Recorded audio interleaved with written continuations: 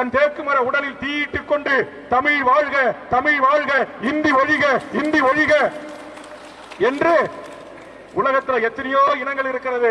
எந்த இனமும் மொழிக்காக உயிரை தியாகம் செய்யவில்லை. அப்படி மொழிக்காக உயிரை தியாகம் செய்த ஒரு பண்பட்ட, பக்குவப்பட்ட, ஒரு தியாக மனப்பான்மை உள்ள, தன் தாயை பழித்தாலும் விடேன், ஆனால் என் தாய் மொழியை பழித்தால் அனுமதிக்க மாட்டேன் என்று சொல்லக்கூடிய, மொழியின் மீது மாறாத பற்று கொண்ட ஒரு தமிழ் இனம்.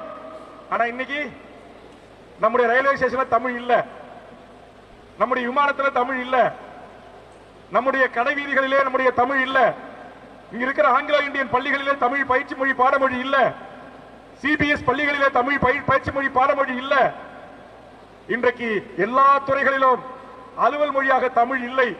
ஆக அந்த தமிழ் மொழியை எல்லா அரசு அலுவல் மொழியாக தொடர வேண்டும். தமிழ் வழியில் படித்தவர்களுக்கு வேலை வாய்ப்பில் முன்னுரிமை வேண்டும், தமிழர்களுக்கு வேண்டும். நாங்கள் வட இந்தியர்களுக்கு எதிரானவர்கள் அல்ல, ஆனால் வட இந்தியர்களை கொண்டு வந்து நம்முடைய வரி பணத்துல நம்மளுக்கு ரேஷன் கடையில கொடுக்க வேண்டிய பொருளை அவனுக்கு இன்னைக்கு கொடுக்கறாங்க.